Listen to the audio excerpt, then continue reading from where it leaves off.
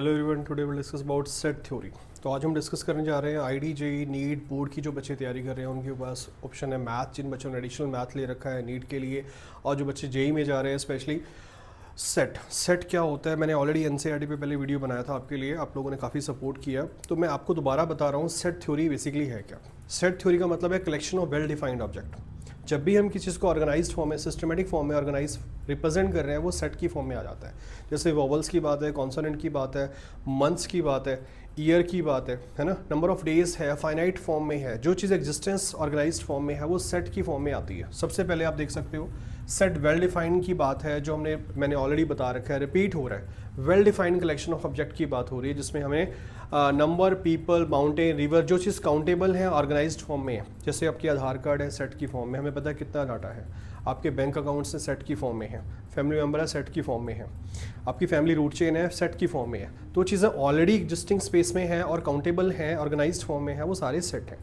अब देखोगे सबसे पहले इसमें आता है रोस्टर फॉर्म। रोस्टर फॉर्म कैसे एक्सप्लेन करने की कोशिश करेंगे। अब रोस्टर फॉर्म को हम एक्सप्रेस करते हैं ब्रेसिस में, ब्रैकेट्स में।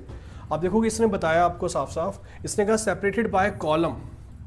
जो लिस्टिंग एलिमेंट्स हैं उसको हम कॉलम से सेपरेट एक्सप्लेन करने की कोशिश कर रहे हैं। बेसिकली क्या बता रहा है, ब्रेसिस की फॉर्म में बता रहा है। उसने कहा set of even natural number. जैसे उसने हमें कंडीशन दी तो मैंने लिख दिया 2, 4, 6, 8, 10, इट्स स्टिल गोइंग ऑन। ठीक है, तो ये जा रहा है मेरे पास। ये क्या है, सेट की फॉर्म में है। जैसे मैं ऑड नंबर की बात करूंगा, मैं लिखूँ 1, 3, 5, 7।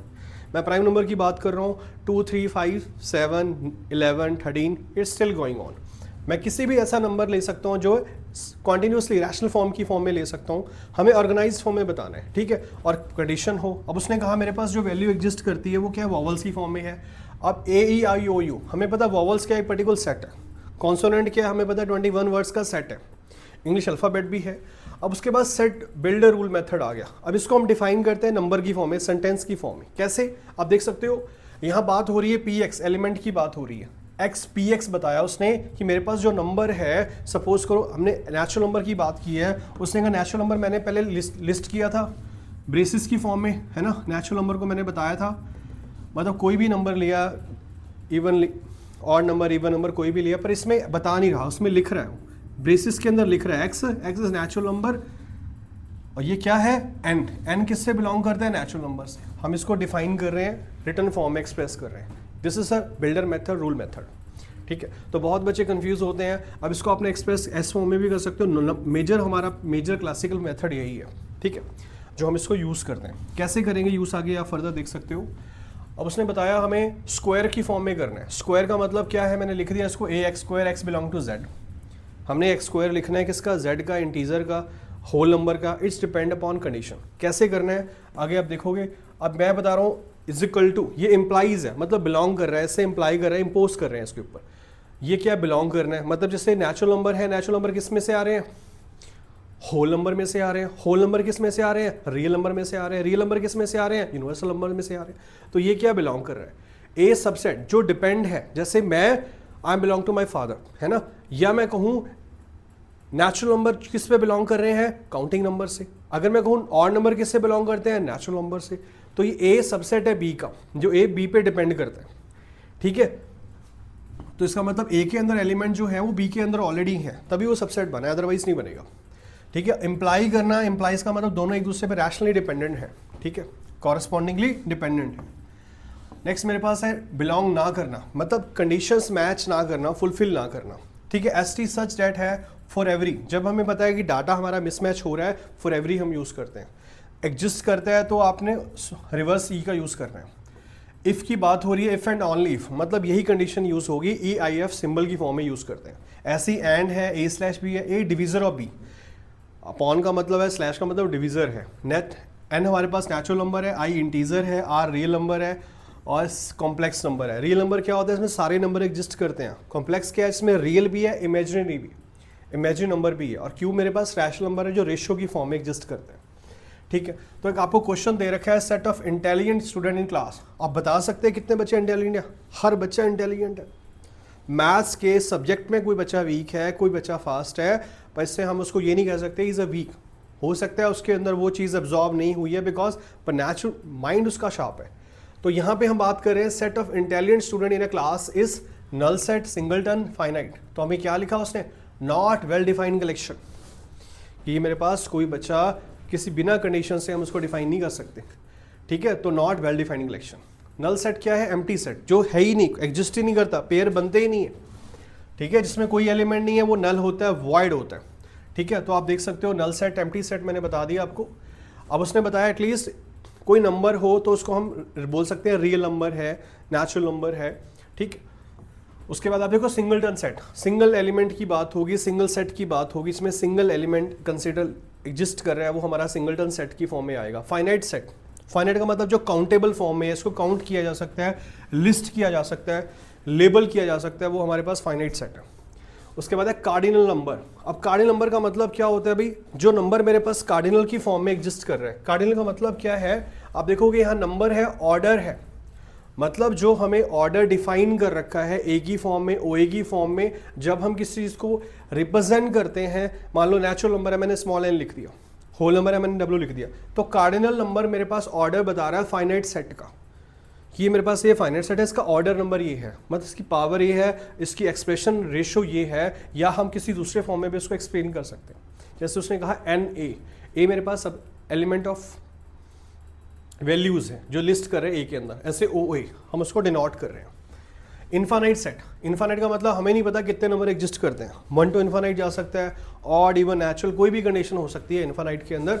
वो इक्विवेलेंट सेट, जब हम कंपेयर कर रहे हैं, दोनों को एक दूसरे से कंपेयर कर रहे हैं, जैसे 1 3 5 7 है, बी हमने 10 12 14 16 लिया, दोनों कंपेयर कर दिया, it is a equivalent set, ठीक है।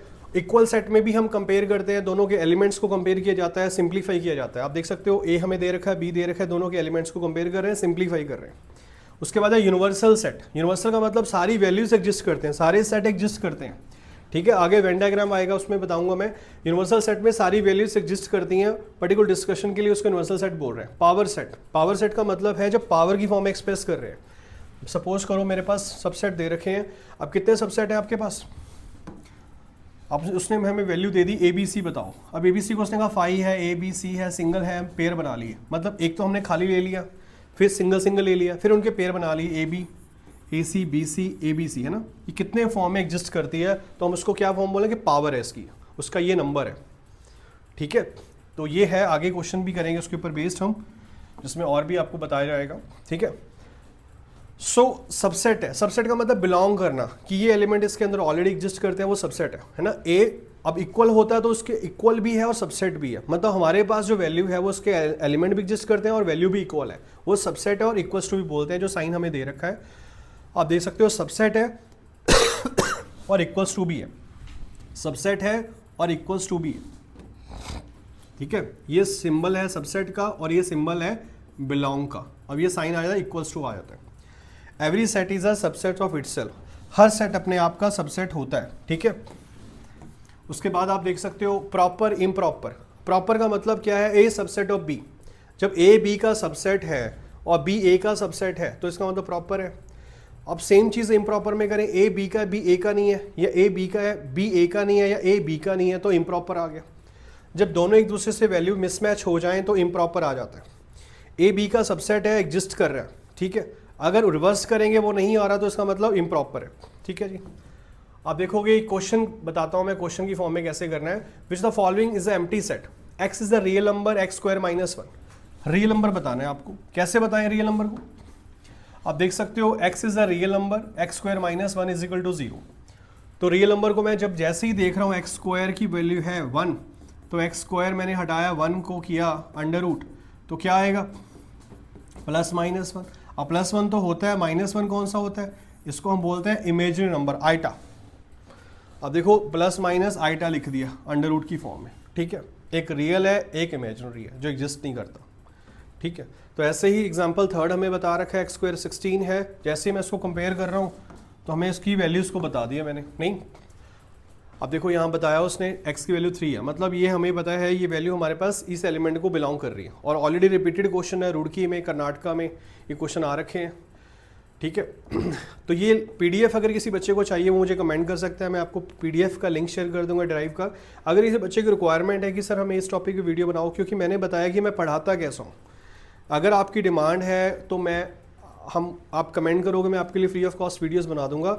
तो मेरा पर्पस है, हाँ किसी बच्चे को ऑफलाइन ट्यूशन चाहिए तो हमें कांटेक्ट कर सकते हैं। Brain hub academy VIP road Zirakpur, जो ऑलरेडी पिछले 10 साल से चल रही है। IDJE सेंट्रल स्टेट के एग्ज़ाम क्वालिफाई किए हैं मोस्ट बच्चों ने, तो आप भी यहाँ पे डेमो ले सकते हैं, कंपेयर कर सकते हैं, ठीक है। आपको अगर ज़रूरत है तो आप हमें कांटेक्ट भी कर सकते हैं। सो ये सारी PDF, अगर आप कुछ आगे भी बताना है, आपको रिक्वायरमेंट है, आप मुझे कमेंट करोगे, मैं आपके लिए आगे भी एक्सप्लेन कर दूंगा। तो अब तक जो मैंने बताया वो आपको समझ आया? अगर आ गया तो यस लिखो, नहीं आया तो नो लिखो। अगर कोई डाउट है वो मेंशन करो, ठीक है। So thank you for watching.